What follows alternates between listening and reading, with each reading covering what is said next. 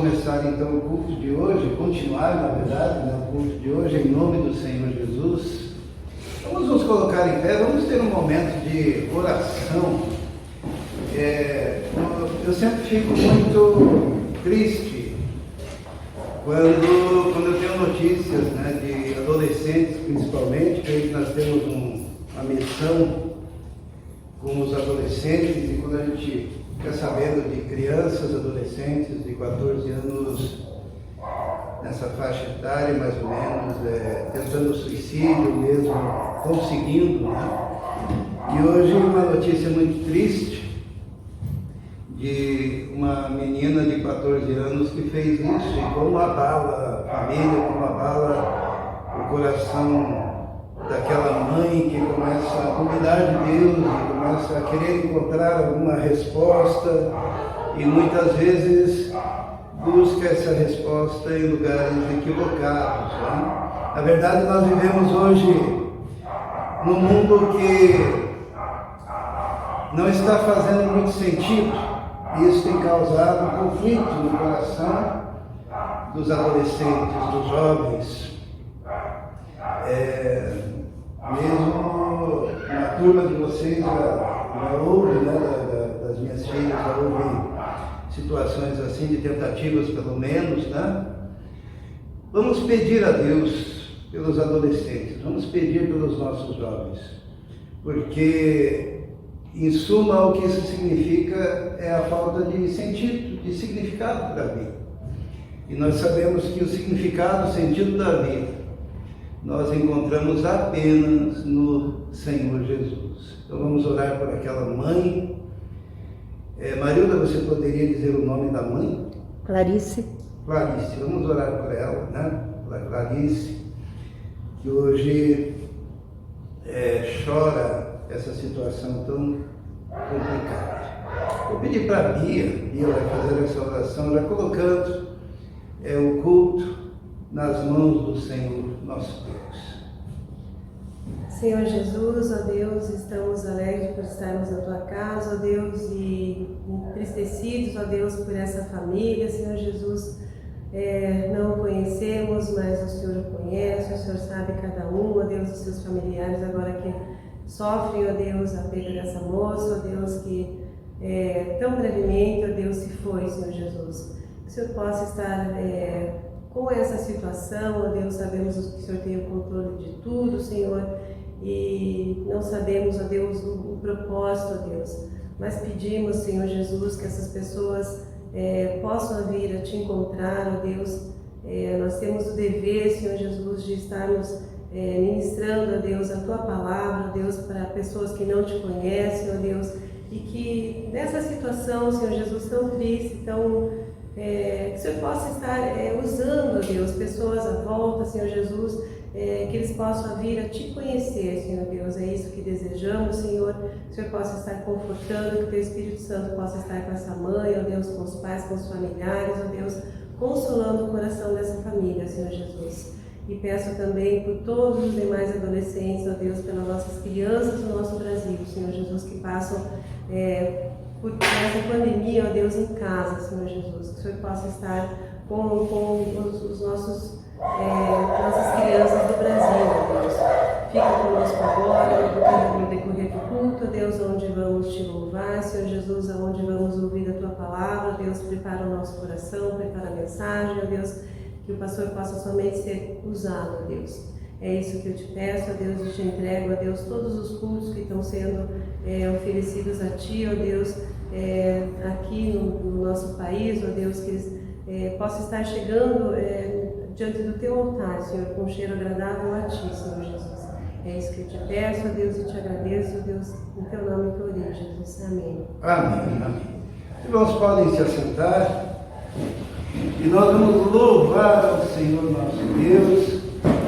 Nós estamos retornando a usar os hinos, os nossos hinos do cantor cristão. Nós vamos cantar Leva Tu Contigo o Nome de Jesus, o Salvador. Este nome traz consolo, dá consolo, seja no lugar de dor. Senhor Jesus, Senhor nosso Deus. Vamos louvar.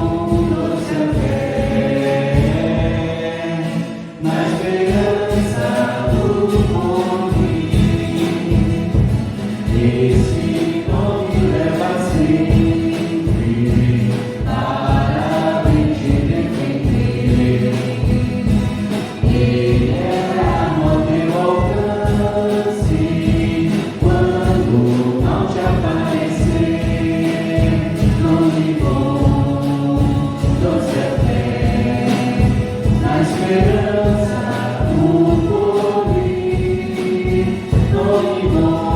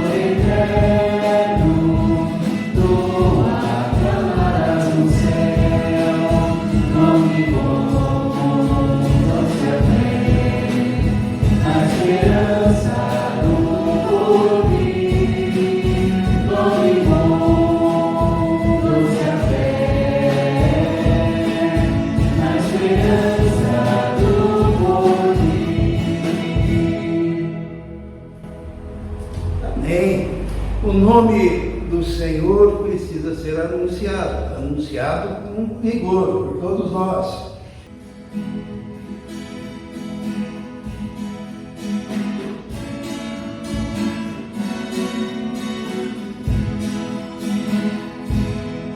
Em Jesus confiar, sua lei observar, ó que gozo, que bênção, que paz, satisfeitos guardar tudo quanto ordenar, alegria perene nos traz.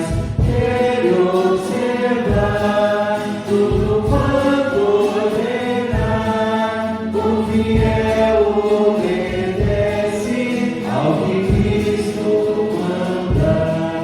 O inimigo falas e a coluna mordaz, Cristo pode desprestigiar. Nem tristeza, nem dor, nem intriga maior poderão ao fiel abalar. Ele observar tudo quanto ordenar, o fiel obedece ao que Cristo manda. Que delícia de amor, comunhão com o Senhor, tem o crente zeloso e leal, o seu rosto brilhar, seus segredos brilhar, seu consolo constante e real. Quero observar tudo quanto ordenar, o fiel obedece ao que Cristo manda. Resoluto, Senhor, e com fé semeador, os teus passos queremos seguir, teus preceitos guardar, o teu nome exaltar, sempre a tua vontade cumprir. Quero observar tudo quanto ordenar, o fiel obedece ao que Cristo manda. Amém. Vamos ter mais um momento de oração. Vamos pedir pelas nossas escolas, né? Vamos pedir pelas crianças, vamos pedir que a educação por princípios se estabeleça no Brasil. Existem muitas opções de trabalhar a educação a partir da Bíblia, né? E normalmente isso é feito, né, em escolas particulares, escolas dirigidas por crentes, né, por pessoas que creem e confiam no Senhor.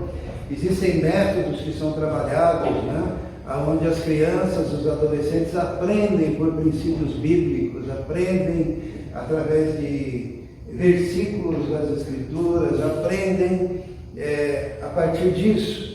Então que isso possa se estabelecer cada vez mais, porque a mudança vai acontecer a partir de nós, povo de Deus, igreja do Senhor. Existem muitos empresários evangélicos que têm escolas e que tentam colocar esse contraponto. Eu tenho um colega que fez mestrado comigo e onde todo o trabalho dele foi a partir disso, a partir de ensinar, usando a palavra de Deus como base e os princípios como base para que a criança cresça. E há uma diferença muito grande entre crianças formadas a partir da Bíblia e crianças formadas a partir da pedagogia do oprimido, né? A partir do marxismo e suas ideias, né? E basta nós olharmos gente olha as nossas crianças. Nós olhamos aí que hoje são grandes e que todos estão devidamente encaminhados aí na vida. Esses dias eu brinquei com a Vitória, falei assim, se você pedir, vai aparecer emprego para você, hein? E daí Deus abre uma porta, né? E pelo jeito vai dar tudo certo. Tá que nem o Mateus esses dias dizia, não, ainda não está certo. E a gente falava, tá certo, né, Romeu, que ele falava? E Deus tem coisa melhor ainda. E é isso mesmo, é assim que Deus faz. E assim Deus vai trabalhando na vida de cada um. E a gente só vai se alegrando porque Deus tem abençoado, porque existe algo diferente no coração de quem conhece Jesus. Algo que foi plantado ali desde a mais tenra idade e que só tende a fazer a pessoa brilhar cada vez mais, né? Porque há uma diferença. E a Bíblia fala sobre isso, a diferença daquele que serve ao Senhor e daquele que não serve ao Senhor. Existe uma diferença. E essa diferença se vê na sociedade, nos resultados, nos frutos, né? Então nós vamos orar agora. Eu vou convidar o Israel que ore pelas crianças, né? Lembre lá do Fênix, lembre lá da escola, né? Do Shirley, que agora é uma escola, como é que chama mesmo? Militar? Cívico-militar, né? Lembre-se das demais crianças, né? Aqui por perto, que nós possamos ter condições de conquistá-los, de ensiná-los através do projeto, através da palavra, através do testemunho, crianças que poderão ser resgatadas. Né? Felizes os pais que conseguem educar os seus filhos dentro da casa de Deus. E tem que ver qual é a casa de Deus também, porque muitas igrejas evangélicas já estão aderindo, né, a esse tipo de situação e nós somos o povo que se mantém na palavra, para que os princípios da palavra de Deus permaneçam. Né? Eu vou pedir para Israel orar, pedindo inclusive que Deus nos abra as portas, para que a gente possa trabalhar com as crianças do nosso meio, né? Essa é a nossa Jerusalém, né? Então que nós possamos alcançar essas coisas. Vamos lá. Senhor Deus, amado Pai, estamos aqui na Tua casa, Senhor, entregando louvor, entregando culto, Senhor, entregando o nosso melhor para Ti, Senhor. Porque reconhecemos o Teu amor e a Tua grandeza, reconhecemos que o Senhor é grandioso e poderoso entre as nações. E quero muito pedir, em nome dessa igreja, Senhor, dessa igreja local, que o Senhor abra as portas para que possamos desenvolver um trabalho tão bom, ou até melhor como aquele que foi desenvolvido no Fênix, que possa se estender ao Cisana, ao Fátima, ao Iná, ao IP, ao Guatupé, possamos expandir nosso raio de ação, que o Senhor abra as portas, que possamos levar através do nosso exemplo e através das nossas capacidades, Senhor, mostrar um pouquinho daquilo que o Senhor faz em nossas vidas, e que isso seja testemunho, que isso seja reconhecido, Senhor, nessa cidade, que possamos atingir crianças, jovens, adolescentes, jovens adultos, os idosos, a Tua palavra seja transmitida através de nós. Em nome de Jesus também eu coloco em Tuas mãos, Senhor, a educação dessa cidade, desse estado, desse país, Senhor. Que o Senhor seja potendo, capacitando os profissionais, Senhor. Que as novas gerações olhem para cima, Senhor, e reconheçam que o Senhor é Deus, reconheçam que o Senhor é é poderoso e é grandioso. Em nome de Jesus que eu oro e agradeço pelas bênçãos que o Senhor nos concede, Senhor. Pedimos mais, Senhor. E essas portas sejam abertas para essa igreja. Em nome de Jesus, amém. Amém. Então bem, vamos louvar a Deus cantando mais um hino do nosso cantor cristão, O Caminho da Cruz. Foi Jesus quem abriu o caminho do céu, não há outro meio de ir.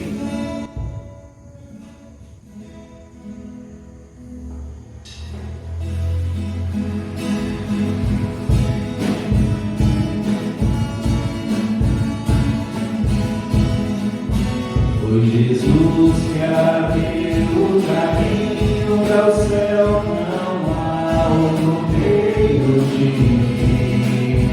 Nunca irei entrar no celeste lar, se o caminho da cruz errar. Para o céu por Jesus irei, para o céu por Jesus irei.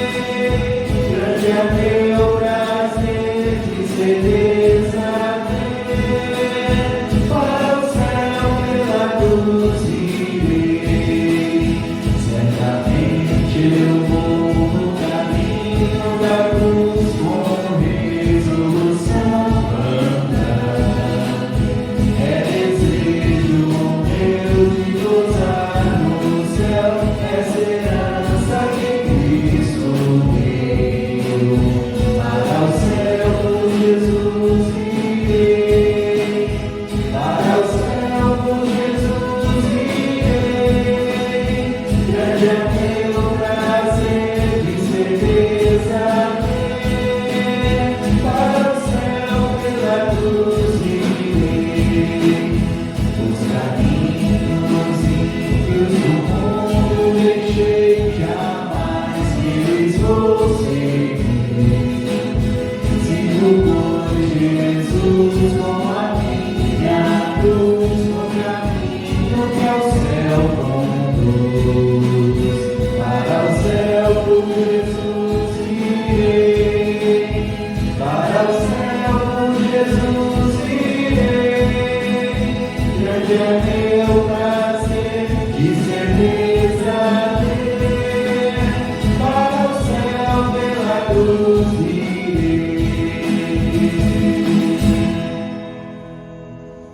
Bem, muito bem. Pastor Brasil, a gente está ressuscitando o cantor cristão, pastor. Glória a Deus. É muito importante, são importantes esses hinos, né? E são hinos que compactam o que cremos, né? Que é a fé que de uma vez por todas foi entregue aos santos. E nós vamos cantar mais um hino, já nos preparando para a mensagem. Este hino fala do nosso amor, do grande amor que temos pelo nosso Deus.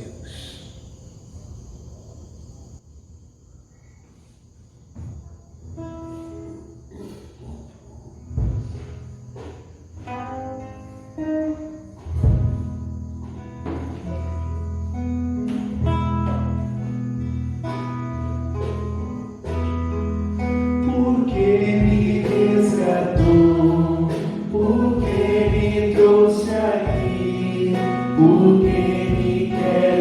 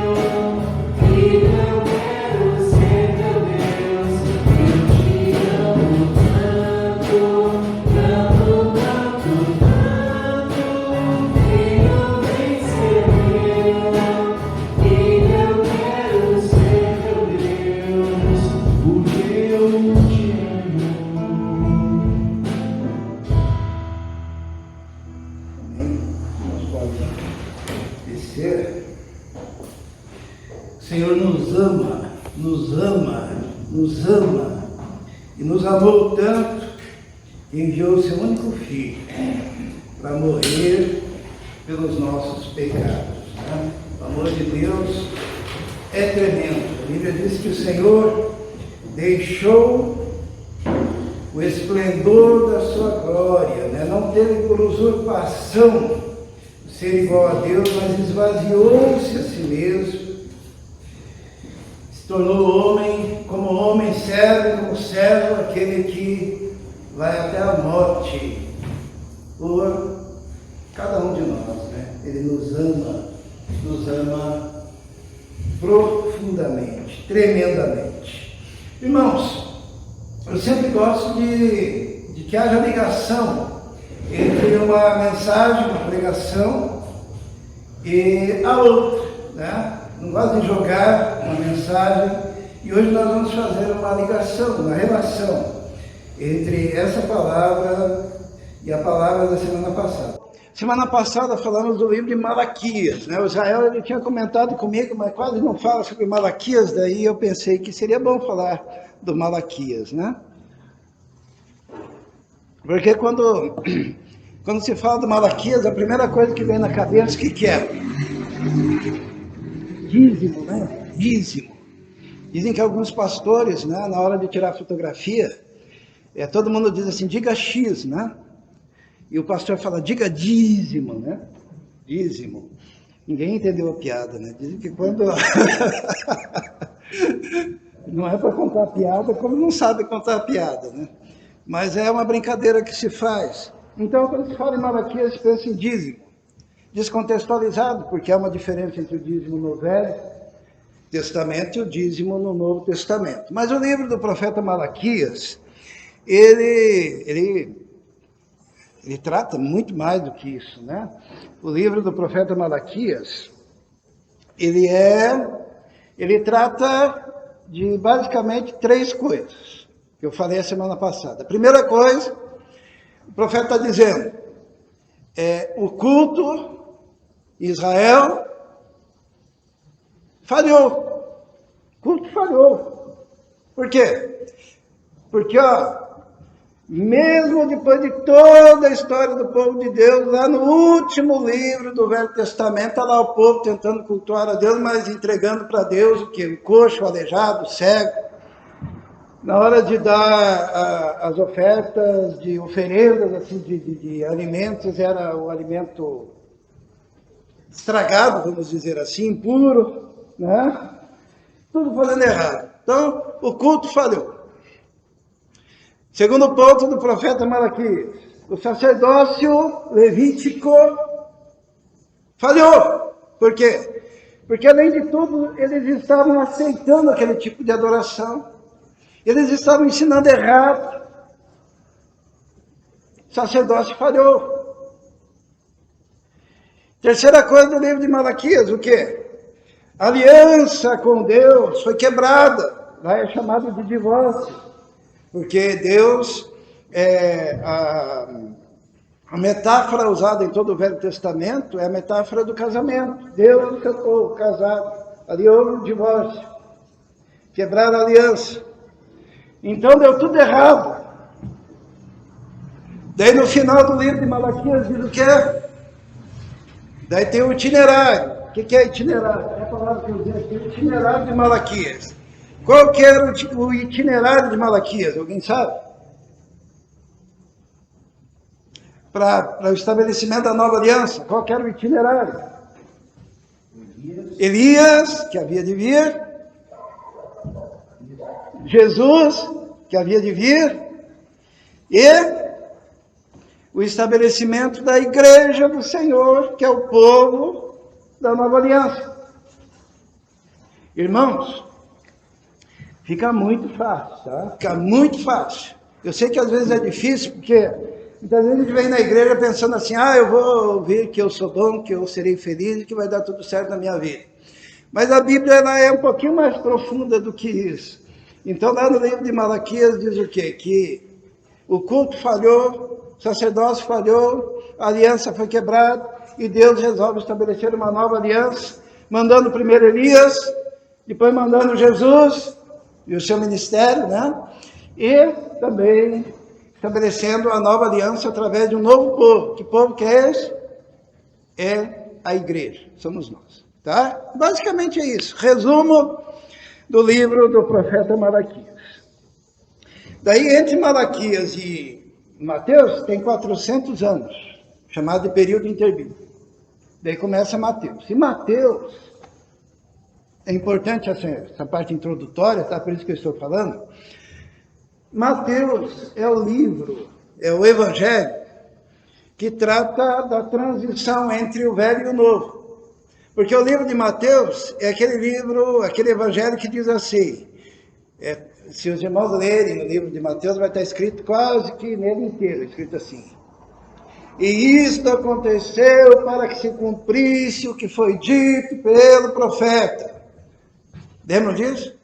Está lá no livro de Mateus. Toda hora aparece, isso aconteceu para que se cumprisse o que foi dito pelo profeta Isaías. Isto aconteceu para que se cumprisse o que foi dito pelo profeta Jeremias. Isso aconteceu para que se cumprisse o que foi dito pelo profeta tal. Porque o livro de Mateus, ele é para dizer, olha, Jesus, que está sendo apresentado no livro de Mateus, é o cumprimento do Velho Testamento. Tá?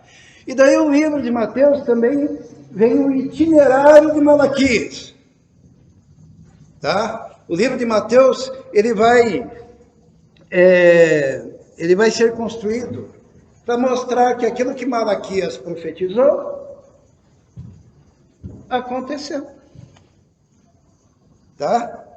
É uma coisa muito simples, mas eu percebi que é muito difícil as pessoas entenderem. Sabe por quê? Porque falta uma visão mais ampla do livro todo. Porque nós passamos a vida inteira ouvindo os pastores pregando sobre versículo. Então pega um versículo, tal. E naquele versículo eles extraem alguma coisinha, mas eles nunca conseguem mostrar o todo. Então a nossa intenção é mostrar o todo, mostrar que a Bíblia é muito clara. E daí a gente para de coar, que nem dizia Jesus, né? Jesus dizia assim, esse pessoal coa mosquito e engole o quê? O camelo.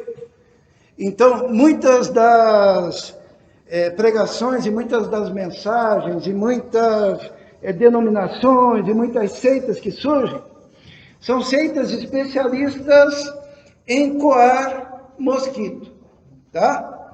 Fica procurando mosquitinho aqui, mosquitinho ali, mosquitinho lá, mosquitinho, e não enxergam o camelo.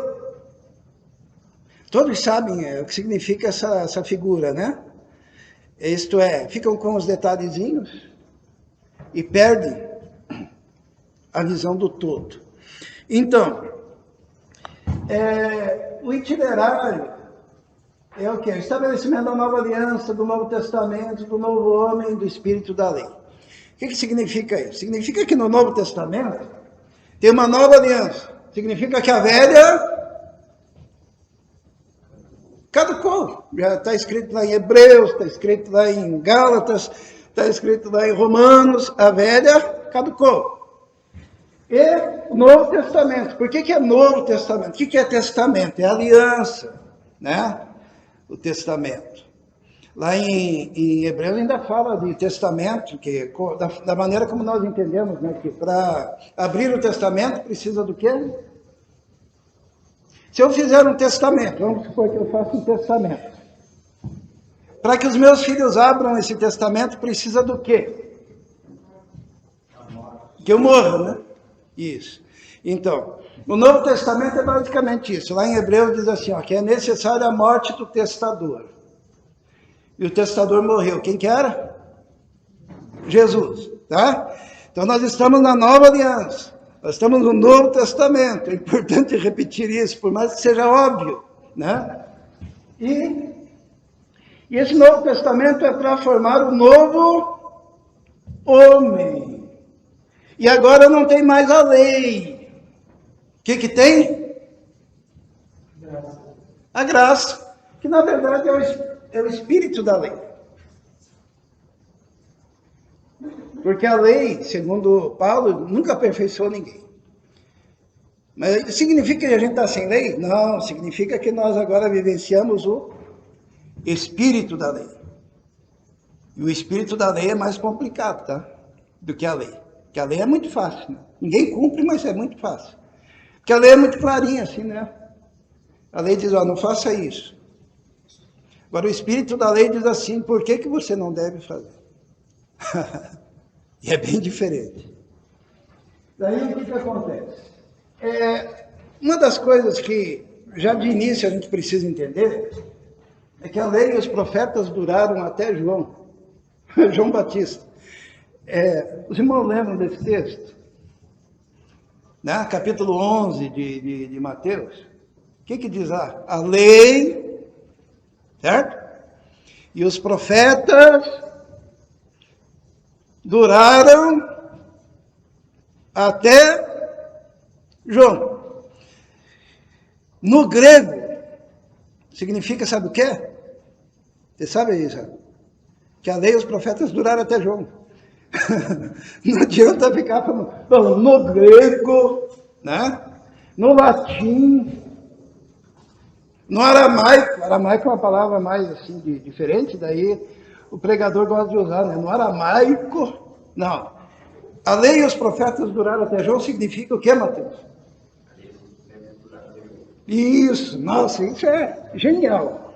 Então, a lei e os profetas duraram até João. Significa que depois de João, são outros 500. Usando um termo bem popular, tá? E uma das manifestações disso foi muito clara lá no Monte da Transfiguração, né? Jesus sobe no monte, e daí vai lá, quem que estava lá mesmo? Pedro, João, Tiago. Pedro e João, eram 3, né? Daí o que acontece? Eles estão lá no Monte da Transfiguração, Jesus se transfigura diante deles, né? O seu rosto brilhava. Será que era uma glória desvanecente? Lembram de Moisés? Moisés subiu no monte e não sabia que seu rosto brilhava. Quando ele desceu do monte, a glória desvanecia. Jesus sobe ao monte e ele se transfigura inteiro, não era só o rosto. E era uma glória não desvanecente. Porque Jesus é outro pilar, tá? Jesus é outra coisa. E lá no monte aparece quem? Moisés e Elias. Moisés representando a lei e Elias representando os profetas. E quando Pedro quer falar muito, por sinal, tem gente que chama o Pedro de Papa, né?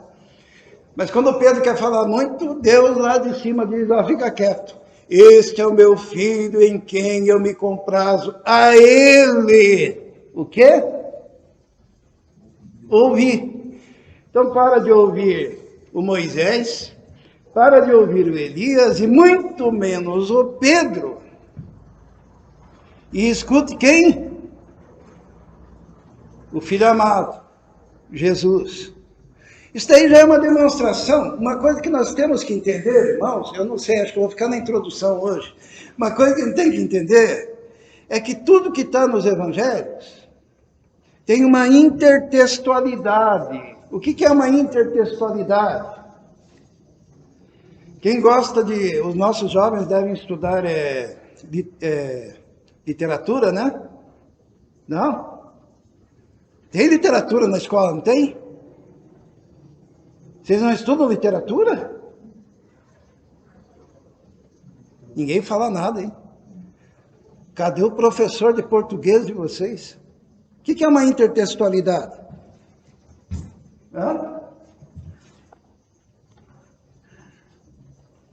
O que é uma intertextualidade? É quando aquilo que está lá no texto do... Vamos pegar a Bíblia, então. O que está no texto do Velho Testamento, os acontecimentos do Novo fazem referência a ele. Tá? Por exemplo, o rosto de Moisés brilhou lá no monte, certo? Jesus brilha inteiro no monte. Isso é uma intertextualidade. Né?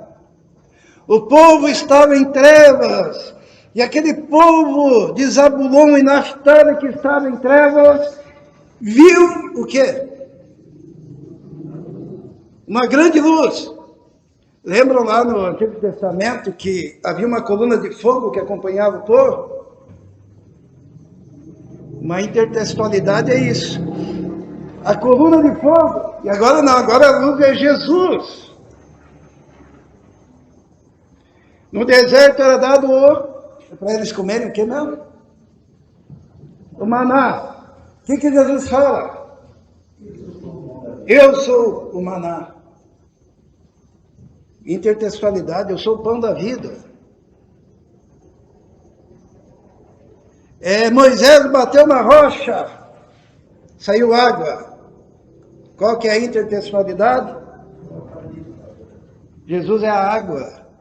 E Paulo é mais explícito lá no capítulo 10 de Coríntios, que ele diz assim, e a rocha que os acompanhava no deserto era Cristo. A rocha era Cristo. Então eu quero dizer que todo o Velho Testamento, cada livro do Velho Testamento, cada acontecimento do Velho Testamento, você pega e lê os evangelhos e você olha lá e encontra quem lá? Jesus. Jesus é a água, Jesus é o maná, Jesus é a luz. Por que será que é feito dessa forma?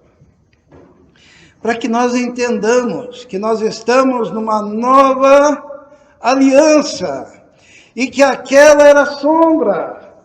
Porque quem é mais importante, o maná que cai do céu ou Jesus, o pão da vida? Quem é mais importante, a água que sai da rocha ou Jesus, que é a água que nele se faz uma fonte que jorra para a vida eterna? Quem é mais importante, a nuvem ou a coluna de fogo que os guiava ou Jesus, que vem como luz, que guia, ou o Espírito Santo, que é a luz, que nos orienta no caminho? Tudo que aparece no Novo Testamento aponta, irmãos, para o que é mais importante, que é Jesus. Então, Mateus é o evangelho da transição entre o velho e o novo, e nós vamos ver um pouquinho dele rapidamente. Eu não vou ler todos os textos, porque os irmãos já entenderam a mensagem. Mas aqui, o Evangelho de Mateus é estruturado de forma a demonstrar como o itinerário da nova aliança se cumpriu. Então, aqui a gente tem o uso da intertextualidade. Eu fico imaginando, né? Hoje a gente faz mestrado para entender todas essas questões. E o escritor lá de Mateus usa todos os recursos modernos para dizer, Jesus é Deus, Jesus é o Senhor. E olha aqui, o uso da intertextualidade, o uso da referência, né? Os jovens aí que vem muito meme, né? Você consegue entender o meme sem a referência? Dá para entender? Não, né? Então, aqui, só dá para entender o Novo Testamento, de fato, se você tiver a referência, tá? Isso é muito moderno, mas já está lá. Há 2000 anos atrás.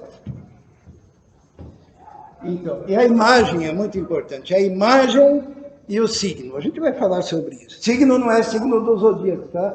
A palavra signo significa significado. Imagem e significado, tá? Daí, o evangelho é estruturado dessa forma.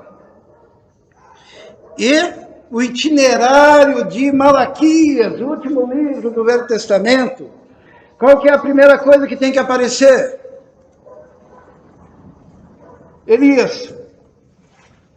Em Jesus, ele fala que o tal do João Batista, da voz do que clama no deserto, ele é o Elias que havia de vir. Eu não quero que ninguém vire espírita, não é que seja o próprio Elias que reencarnou, tá? Mas o que acontece ali é que ele é um tipo de Elias, um tipo de profeta como Elias. E daí aparece assim, logo no Evangelho de Mateus, no capítulo 3, diz assim: naqueles dias apareceu João, o Batista, no deserto da Judeia, dizendo: arrependei-vos, porque vos é chegado o reino dos céus. A mensagem de João Batista é que tinha chegado o reino dos céus. Quando a gente vai olhar outro evangelho, aparece: arrependei-vos, porque é chegado o reino de Deus. Qual que era o reino de Deus no Velho Testamento? O reino. Qual que era o povo de Deus? Qual que era o reino do povo de Deus no Velho Testamento? Hã? Todo mundo sabe. O povo de Israel. Era um lugar, era geograficamente, né, num determinado lugar. Daí tinha Israel e Judá. Cada um tinha a sua capital. Ali era o povo de Deus. Os irmãos estão vendo a dimensão que toma isso. Porque a pregação de João Batista diz: agora é chegado o reino dos céus. Não é mais particularizado geograficamente. Não é mais uma localidade. Agora é um reino que abrange a todos. E depende do arrependimento. Por isso é estultícia qualquer denominação, não importa qual seja, pode ser batista, pode ser presbiteriano, pode ser testemunha de Jeová, pode ser mórmon. Eles estabelecerem que eles são o reino, que eles são a igreja remanescente, que eles são o único povo de Deus na terra, que eles... Irmãos, o João Batista já chega com os pés na porta, arrombando tudo e dizendo: arrependei-vos. É chegado o reino dos céus. Não é mais o reino de Israel, não é mais o reino de Judá, muito menos é o reino dos batistas, muito menos o reino dos presbiterianos, não é o reino dos menonitas, não é o reino dos testemunhos de Jeová, dos mórmons. É a igreja, é o povo de Deus. E a entrada é o arrependimento. Porque arrependimento é uma coisa interior. Porque uma das coisas do reino de Deus é que não são exterioridades, agora é por dentro o negócio. Agora é coisa mais séria. A coisa mais grave. E daí... Mateus ele diz: porque este, João Batista, né, é o anunciado pelo profeta Isaías, que disse: voz do que clama no deserto, preparai o caminho do Senhor, endireitai as suas veredas. E este João tinha as suas vestes de pelo de camelo, cinto de couro em torno dos seus lombos, e alimentava de gafanhoto e mel silvestre. Já comeu gafanhoto, cara? Dizem que é bom, hein? Torradinho, a milanesa.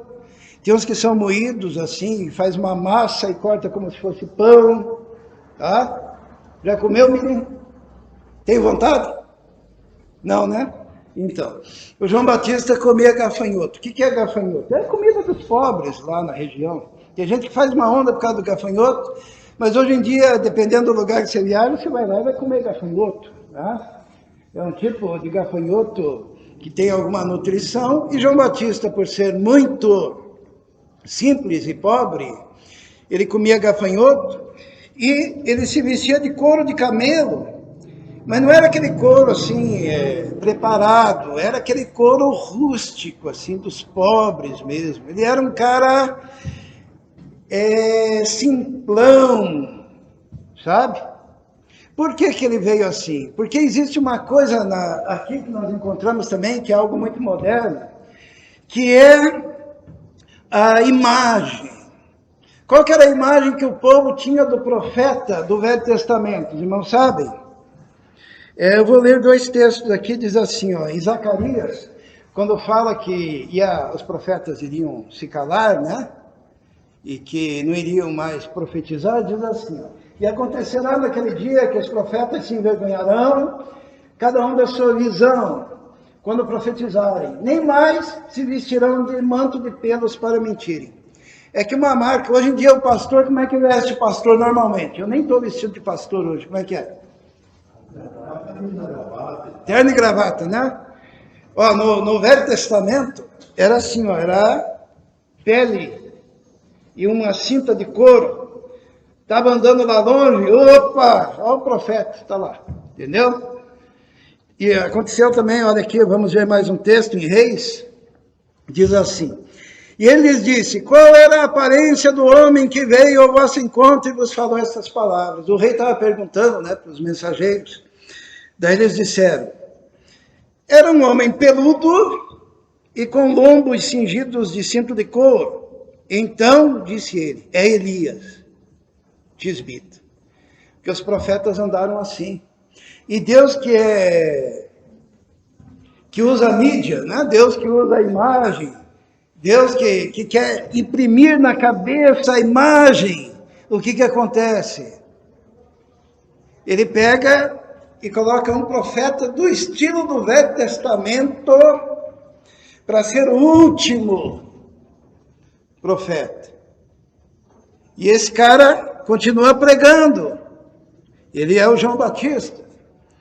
Então, ia ter com ele Jerusalém, toda a Judeia, toda a província adjacente ao Jordão. E eram por ele batizados no Rio Jordão, confessando os seus pecados. E vendo ele que muitos fariseus e saduceus vinham ao seu batismo, dizia-lhes, raça de víboras, quem vos ensinou a fugir da ira vindoura? Então, o primeiro embate de João Batista é com quem? Os fariseus e com os escribas.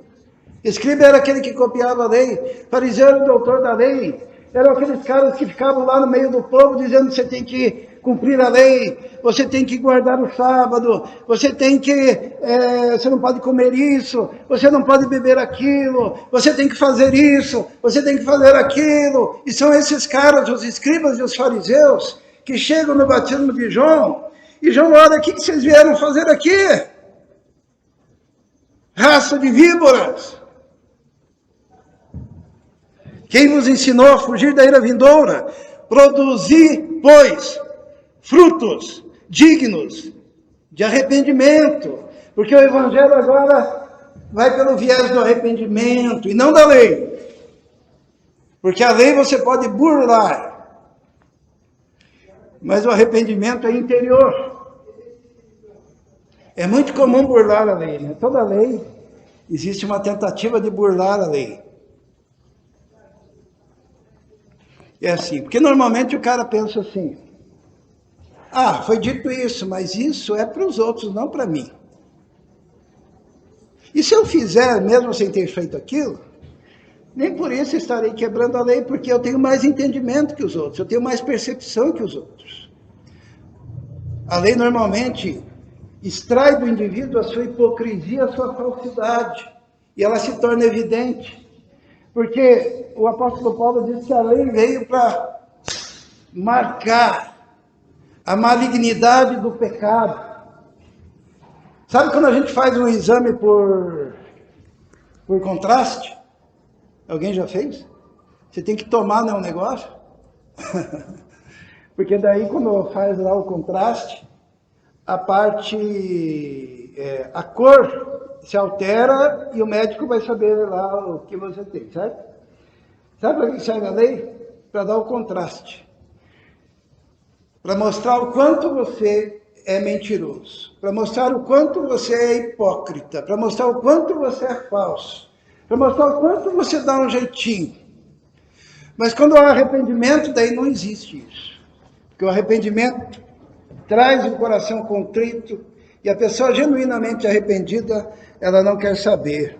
Por isso que João Batista diz assim, e não presumais de vós mesmos, dizendo, temos por pai Abraão, porque eu vos digo que mesmo destas pedras, Deus pode suscitar filhos a Abraão.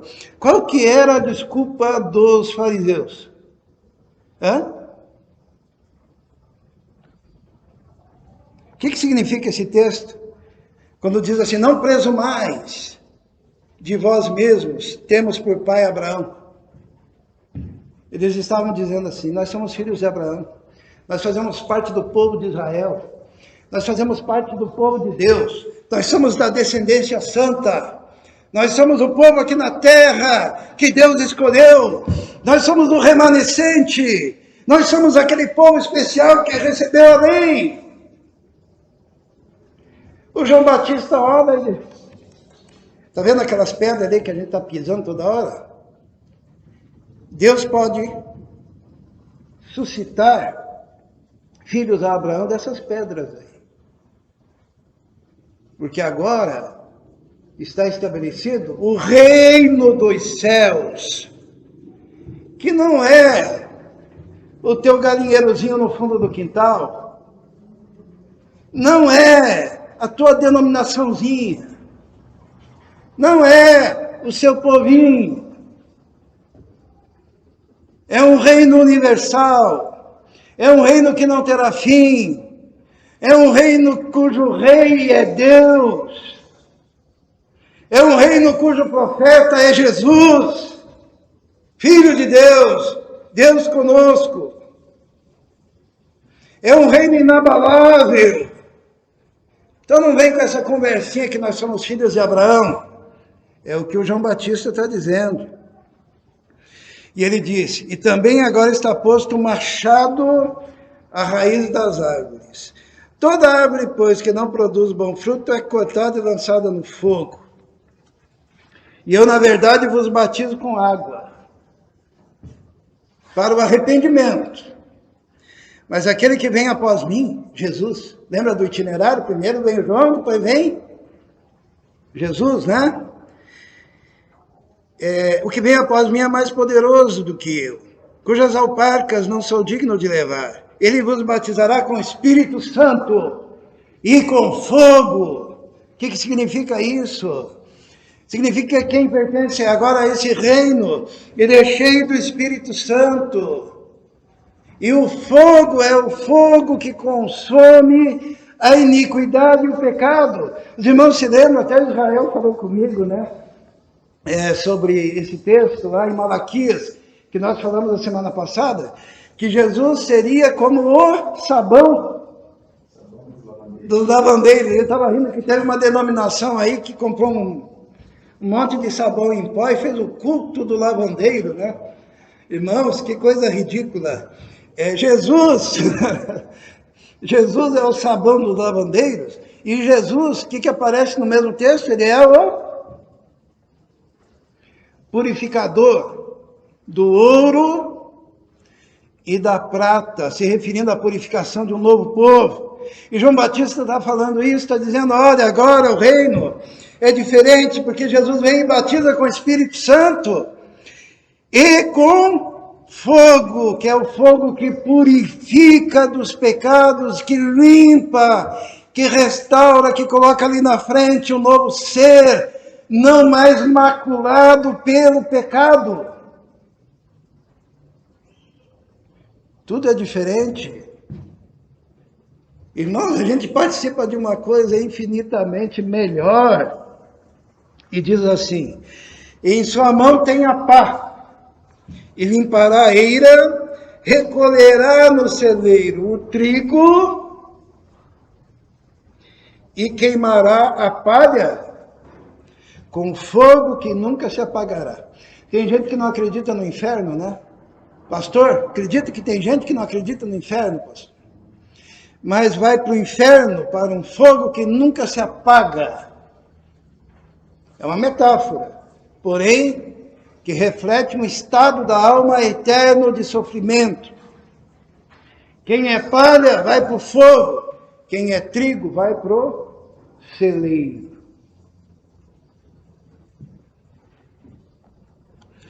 Então veio Jesus da Galileia ter com João, para ser batizado por ele. Então Jesus, primeiro aparece João, esse é o itinerário. Vamos ver o segundo aspecto desse itinerário, né? Que é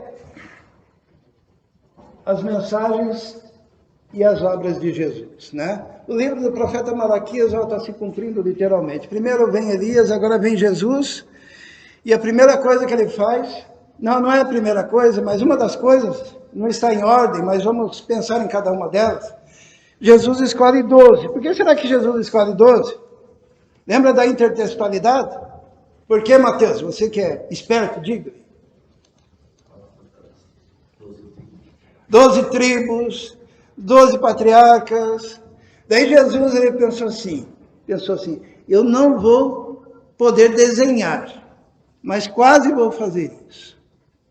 Daí ele bate na testa assim, 12 lá, 12 aqui, para que você entenda que há uma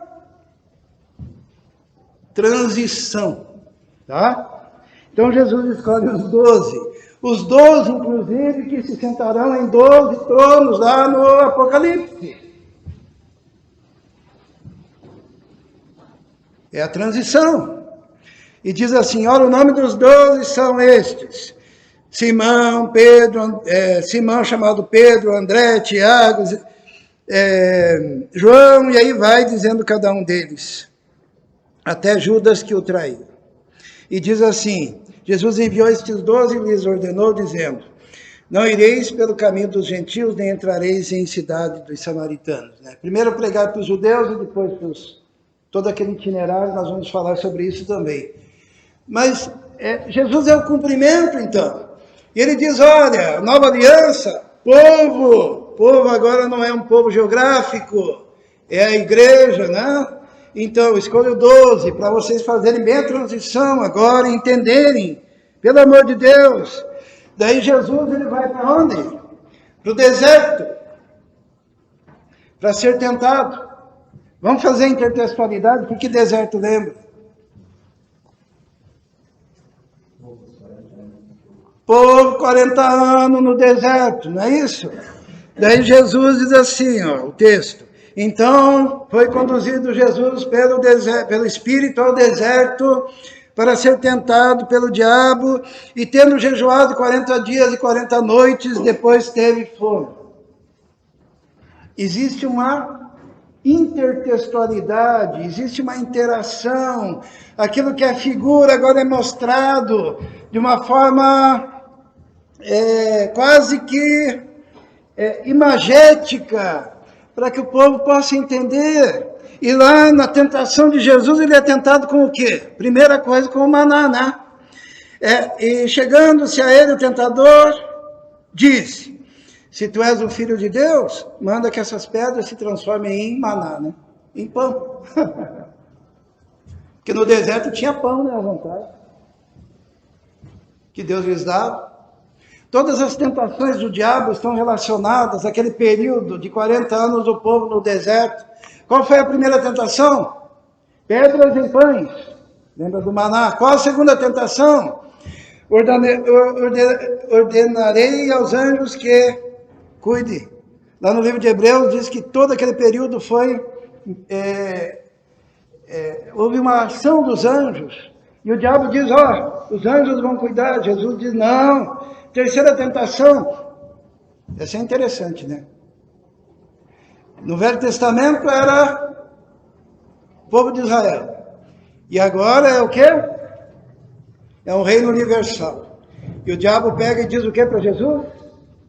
Mostrou todos os reinos do mundo e a glória deles e disse, tudo isso eu te darei, se prostrado me adorares. E Jesus repreendeu a Satanás. Então nós encontramos aqui uma intermedialidade. Vamos encontrar também nas bem-aventuranças. As bem-aventuranças a gente pode fazer uma relação com o quê? Quando Jesus sobe ao monte, diz assim, e Jesus, vendo a multidão, subiu ao monte, assentou-se, aproximaram-se dele os seus discípulos, e abrindo a sua boca os ensinava, dizendo, bem-aventurados os pobres, bem-aventurados que choram, bem-aventurados os mansos, bem-aventurados que têm fome e sede de justiça. Alguém pode me dizer que intermedialidade é essa? Quem que subiu no monte e mandou preceitos? Moisés. E daí Jesus sobe ao monte agora e começa a dizer, olha, a lei agora é diferente, que a lei é interior, a lei é no coração, então vamos fazer o seguinte, eu vou ensinar vocês, Se vocês viverem desse jeito, vocês não terão problemas de serem desobedientes. E ele começa dizendo que bem-aventurados os humildes de espírito. Por quê? Porque deles é o reino dos céus. São os pobres de espírito, são os humildes, são aqueles que reconhecem que precisam. Bem-aventurados. E ele vai descrevendo as bem-aventuranças. E daí, Jesus, logo depois de falar as bem-aventuranças, o que ele faz? Ele pega e diz, olha, vocês ouviram o que os antigos falaram, não adulterarás. Eu, porém, vos digo que não é só cumprir a regrinha da lei, mas no interior do coração, se você olhar para uma mulher com intenção impura, já no seu coração você pecou, porque aquilo que era exterior, que era legalismo, caiu por terra, agora você tem que ser gente de verdade, transformado, modificado. Agora não adianta ser só exteriormente, porque o pessoal pensava assim, se eu não adulterar está tudo bem, mas vivia lá com o coração cheio de adultério, com os olhos cheios de adultério, com a alma cheia de adultério, e por não ter praticado se achava justo. Jesus diz, não. Agora, nesse reino universal, as coisas são diferentes. E por isso ele sobe ao monte. Há uma importância nisso, irmãos, da gente entender essa intertextualidade. Como é importante entendermos isso, para que a gente deixe de ser escravo. Porque se a gente for pensar bem, é muito mais simples e mais fácil o quê? Cumprir a lei ou cumprir o sermão da montanha? O que você acha, Bia? O que você acha, Fernanda? É mais fácil cumprir a lei ou cumprir o sermão da montanha? A lei, é isso que eu ouvi? É que eu sou meio surdinho, tá? Claro que é a lei. A lei é muito fácil. A lei é exterior. Agora, o sermão da montanha, Fernanda, se alguém vir e te ofender, te acertar a face, o que você faz?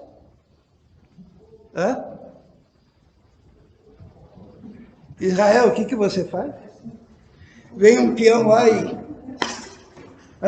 O que diz o sermão do monte? O que é mais fácil? A lei dizia olho por olho, dente por dente. Te acertou, acerta outro. O que você acha, Agnes? Então, se alguém quiser te levar a túnica, dê a camisa junto. É assim? O que é mais fácil?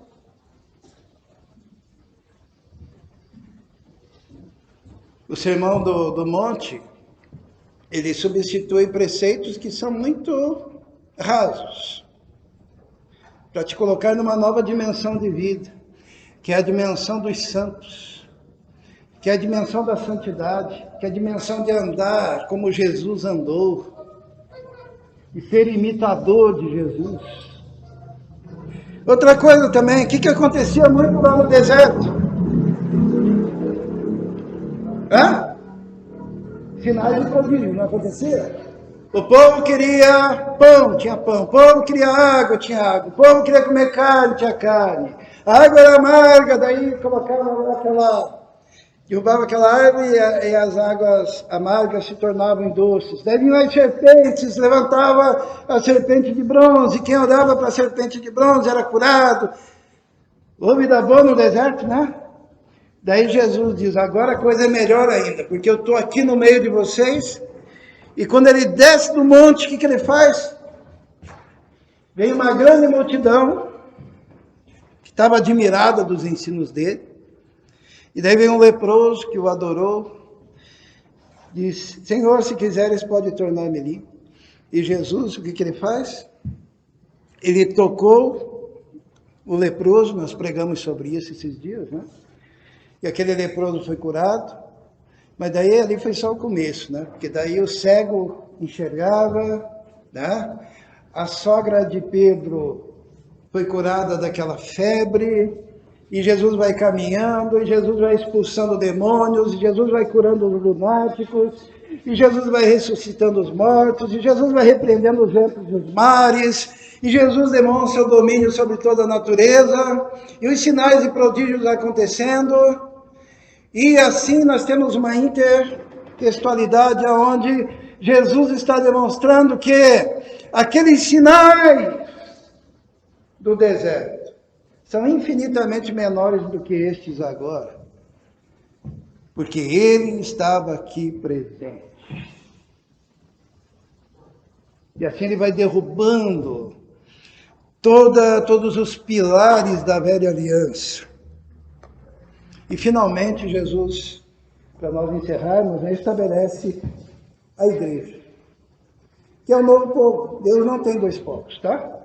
Deus não tem aí só um grupinho na terra, né? Até existe uma piada que esses grupinhos que acham que são o remanescente, se forem para o céu, eles vão estar cercados por um muro, e o Senhor Jesus vai trazendo o pessoal, né, os salvos, e dizendo, aqui a gente não conversa muito alto, porque esse povo está ali, eles pensam que estão sozinhos aqui, né?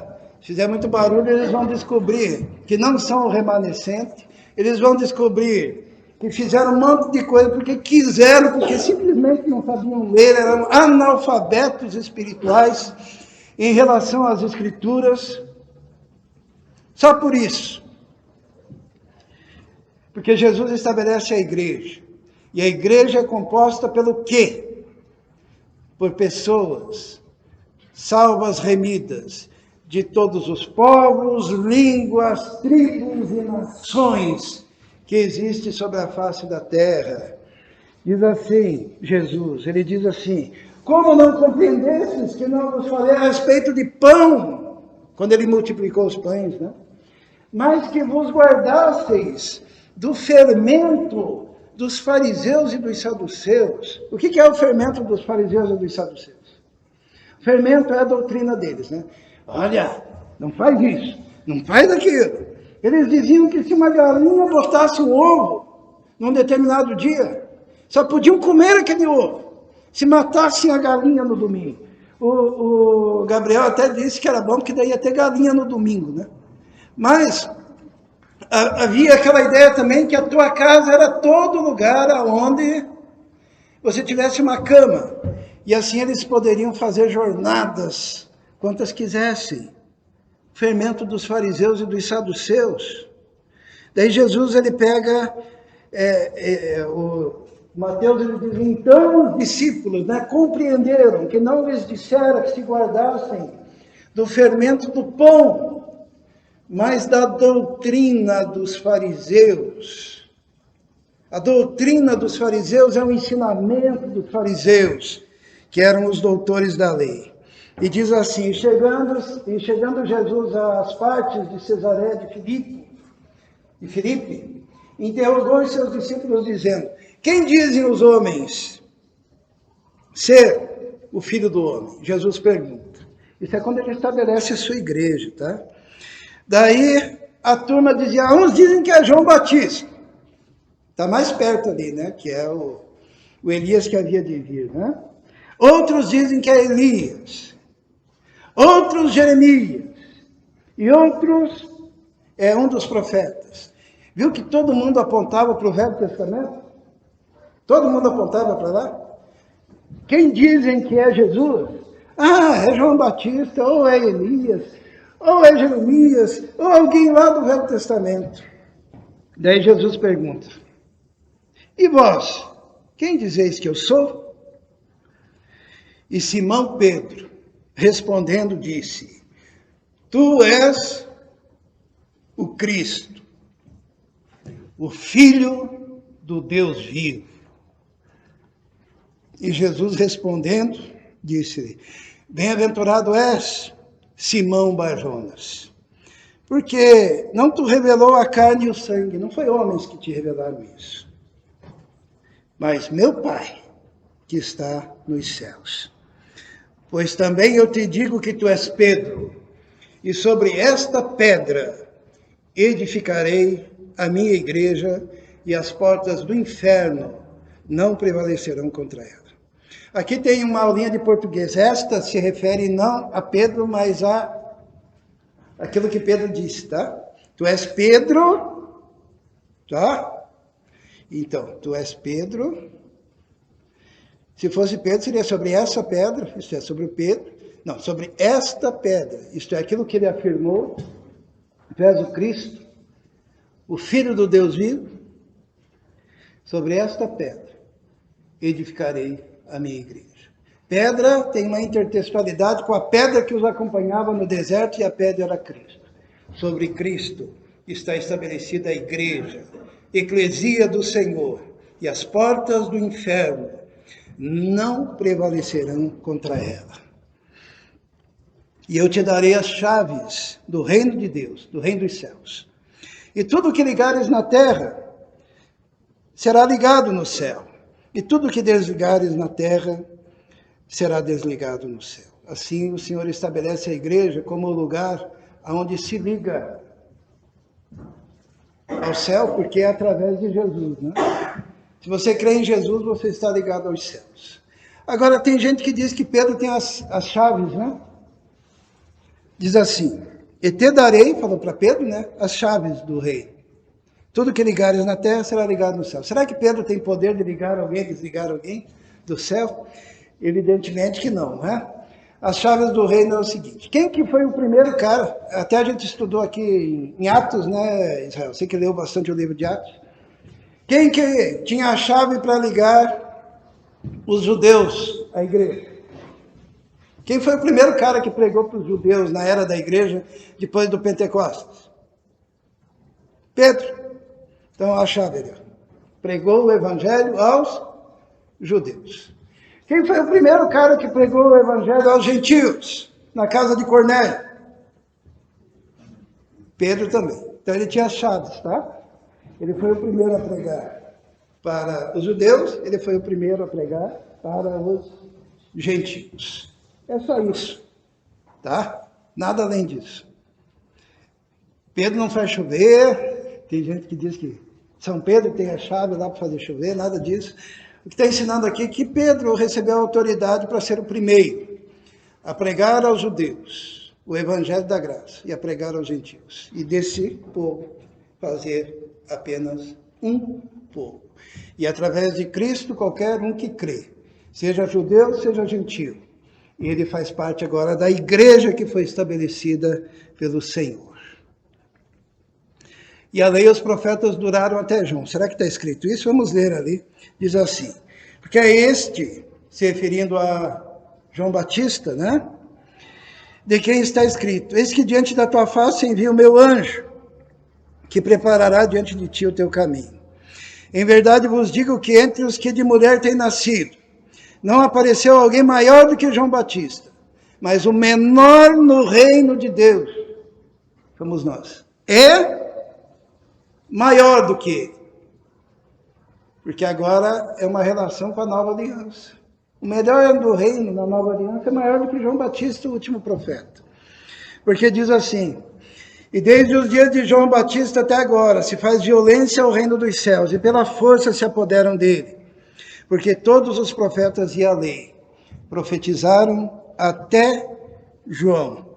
E se quereis dar crédito, este é o Elias que havia de vir. João Batista é o Elias que havia de vir.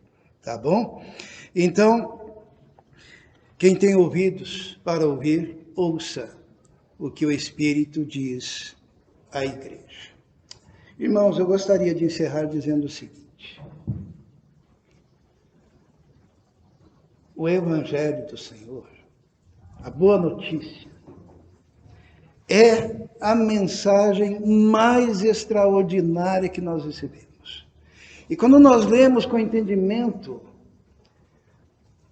os evangelhos, A vontade que dá é se colocar de joelhos e agradecer por uma melhor esperança, por uma melhor aliança, por um reino melhor, pela igreja que abrange toda a humanidade, seja judeu, seja grego, seja gentio, e agrega a um só povo, aqueles que creem no Senhor Jesus. E nós fazemos parte desse povo. Existem aqueles que querem tomar o reino de Deus com violência, né? Que são as seitas. As seitas querem violentar a mensagem. O que é violentar a mensagem? Violentar a mensagem é você dizer, no grego é assim, no hebraico é assim, né? A hermenêutica, a exegese, até o Israel me pediu para dar um curso sobre exegese cristã, né? A gente está pensando sobre isso. E daí é um jeitinho daqui, um jeitinho de lá, para tentar fazer com que a Bíblia diga aquilo que ela não diz. Eu vou dizer de cabeça aqui, irmãos. Quando cita o Velho Testamento, diz assim, este é o meu anjo, vocês viram aqui, né? Que vem adiante de mim. A palavra anjo, o que ela significa? Alguém sabe? Oi? Mensageiro. Então, lá em Apocalipse, quando quer se referir aos pastores, fala o anjo da igreja, que é o pastor da igreja, que é o mensageiro da igreja. Que a palavra é a mesma. Daí os falsos profetas, eles aproveitam daquilo que a gente chama de polissemia. Quando uma palavra pode ter diversos significados. Daí quando é bom para eles é anjo. Ele transforma até Jesus em anjo. Mas quando a palavra é boa para a doutrina deles, é mensageiro. Entende? Quando na verdade na interpretação do texto, a gente tem que ver o contexto. Para saber se a tradução é anjo ou se a tradução é mensageiro.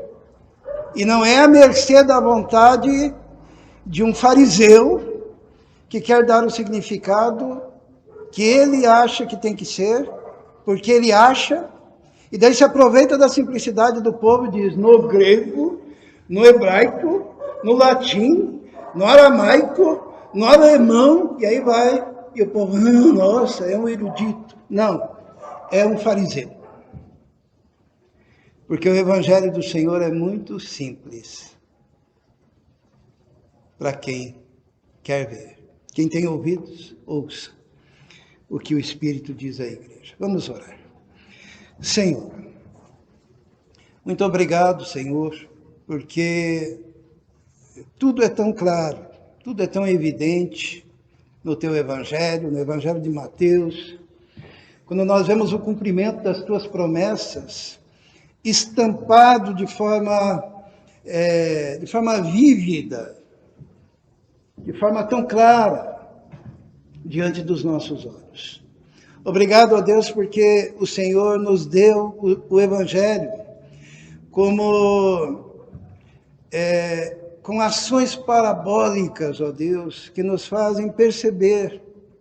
Obrigado porque o Senhor usou todos os recursos que hoje estão sendo descobertos, mas que lá o Senhor usava para que nós pudéssemos entender com transparência a profundidade da boa notícia, da boa nova, da tua palavra. Nós te agradecemos por isso e pedimos que possamos pregar esse evangelho com vigor, anunciando que somente o Senhor é aquele que salva, que transforma, que sela com o Espírito Santo, que purifica aquele coração arrependido. Nós te pedimos isso em nome de Jesus. Amém. Amém. Os irmãos podem vir para o louvor e nós vamos cantar uma canção. Agora há pouco nós ouvimos a canção que fala que Deus nos ama. E agora nós vamos cantar uma canção que declara o nosso amor a Deus. E cantando essa canção, você que veio preparado para entregar dízimos e ofertas, poderá fazê-lo neste momento.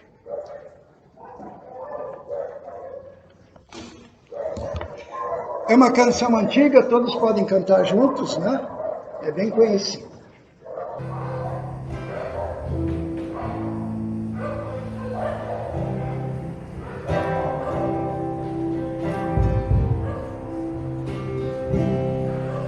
Eu te amo mais que a abelha ama a flor.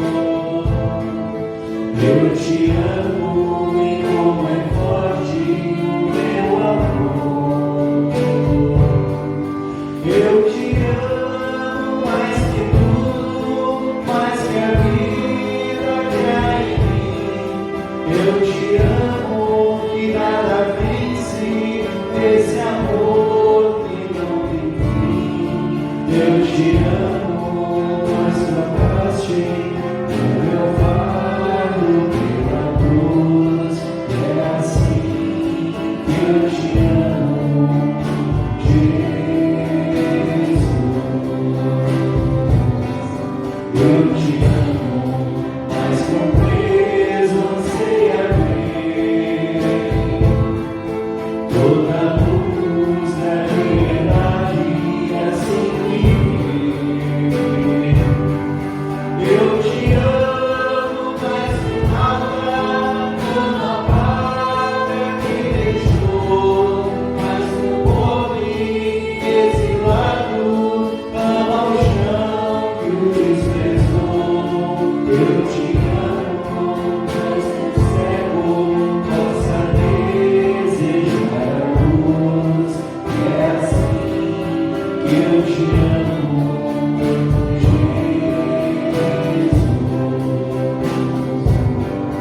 Eu te amo, mas não preso anseia ver toda a luz da liberdade que assim viver.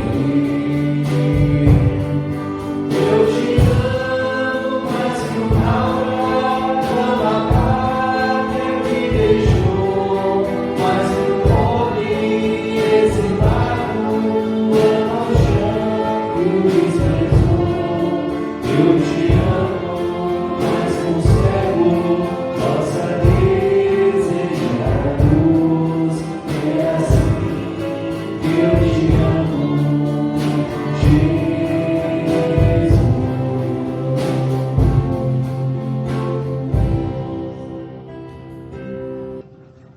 Bem, estou bem.